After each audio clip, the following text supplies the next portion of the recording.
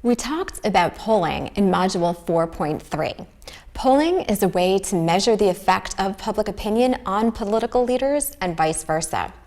Polling is at the heart of horse race coverage, in which, just like an announcer at the racetrack, the media calls out every candidate's move throughout the presidential campaign. This type of coverage can be positive, negative, or neutral. During presidential primary season, we see an example of the bandwagon effect, in which the media pays more attention to candidates who poll well during the fall and the first few primaries. The media's attention on that candidate may give him or her the momentum needed to get through the rest of primary season. Exit polls are the very last polls taken before the votes are counted and a winner is declared. Exit polling is controversial because some see it as a deterrent to getting out the vote. Voters planning to vote just before the polls close may not do so if it looks like a winner has already been chosen. In some cases, the effect of this would be to swing the vote toward the candidate that was losing, as the winner's supporters may just stay home thinking their vote won't matter to the final outcome. The correlation between polling and elections is clearer than the correlation between polling and the actions of government officials, however.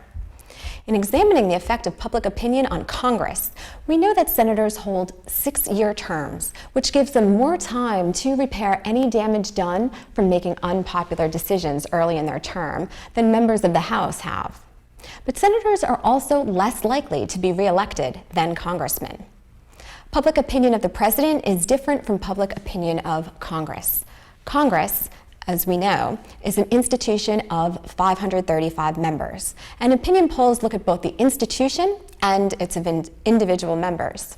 The president is both a singular person and the head of an institution, the presidency, and the media pays close attention to all of the president's actions like it does a celebrity, and the public is generally well informed and aware of the office and its current occupant. Thus, the president is the most visible member of the U.S. government, and as your textbook suggests, the president is a lightning rod for disagreement. Perhaps this is why public opinion has an inconsistent effect on presidents' decisions. FDR was one of the first presidents to rely on approval ratings, regular public opinion polls that show whether or not the public approves of their performance. But presidents are often blamed for the decision of their administrations and political parties and are held accountable for economic and foreign policy downturns. For these reasons, their approval ratings tend to slowly decrease over time, increasing or decreasing slightly with specific events. On average, presidents enjoy a 66% approval rating when starting office, but it drops to just 53% by the end of the first term. Presidents serving a second term average beginning approval rating of about 55.5%, and that falls to about 47% at the end of their term in office. President Trump's approval rating is so low at this time, 35%, and this is so unusual for a president so early in his administration that the media is finding that fact newsworthy and reporting on it. The Supreme Court makes the news less frequently, and approval ratings are more likely after the court has released major decisions. All three branches, however, are susceptible to swings in public approval in response to their actions and to national events. Approval ratings are generally not stable for any of the three branches of government. Certainly, the way the media portrays the president and other government officials affects their approval ratings. And of course, the way a question is asked influences the answer likely to be received. Overall, it appears that presidents try to move public opinion towards their personal positions rather than the opposite, rather than moving themselves towards the public's opinion.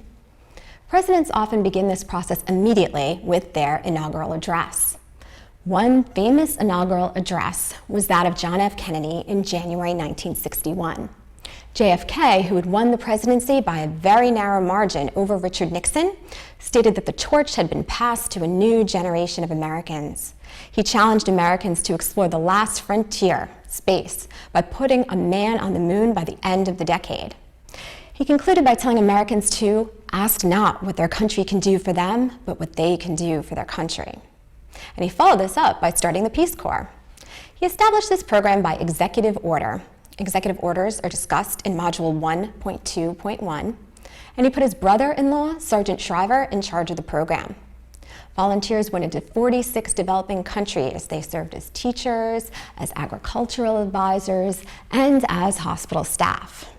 As discussed in Module 1.5.1, the Constitution requires the President to deliver a report to Congress on the State of the Union. This usually occurs in January and is televised. It is an excellent opportunity for the President to express broader themes that he will be stressing, especially in an election year on the campaign trail, and also to express his opinion on certain actions by other branches of government. In his 1996 State of the Union address, Bill Clinton said that the era of big government is over, and this signaled a move to the center.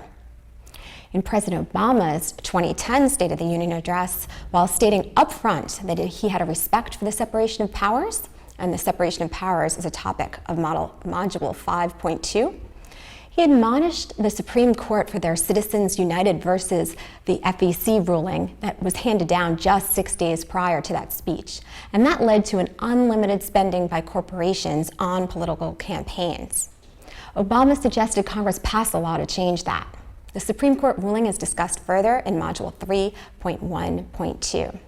I would be remiss if I didn't mention another memorable annual address to Congress, which became a cornerstone of American foreign policy for decades to come. President James Monroe, in his annual address to Congress on December 2, 1823, which was largely written by John Quincy Adams, announced the Monroe Doctrine, which first emphasized 3 key principles: that U.S. policy was to avoid European wars unless American interests were involved, that the American continents were not subject for future colonization by any European power, and that the U.S.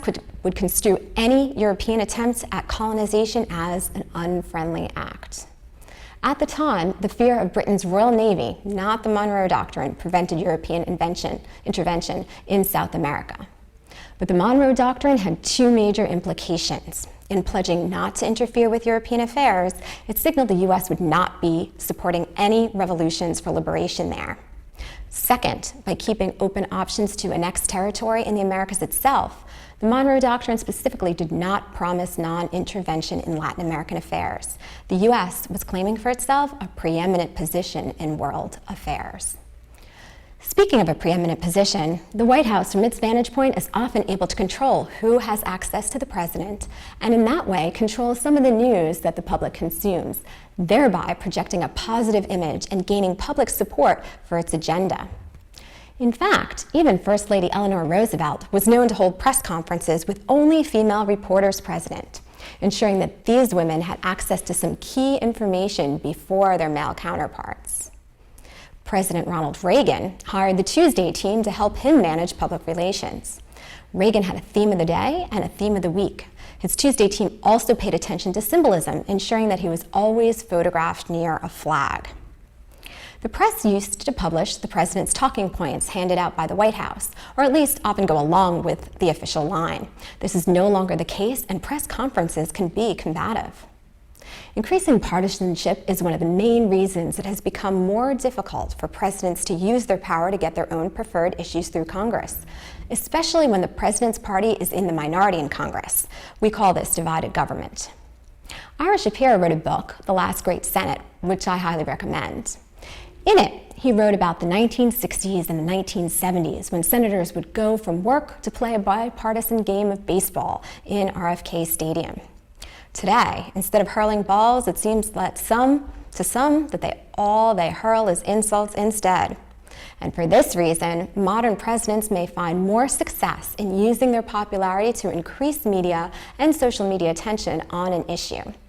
Even if the president is not the reason for congressional action like Obama had hoped to be with his 2010 State of the Union address, he or she can cause the attention that leads to change. The relationships between these institutions and the media is discussed in Module 1.3. Continue to view this video and to do your readings thoroughly and also go over the questions.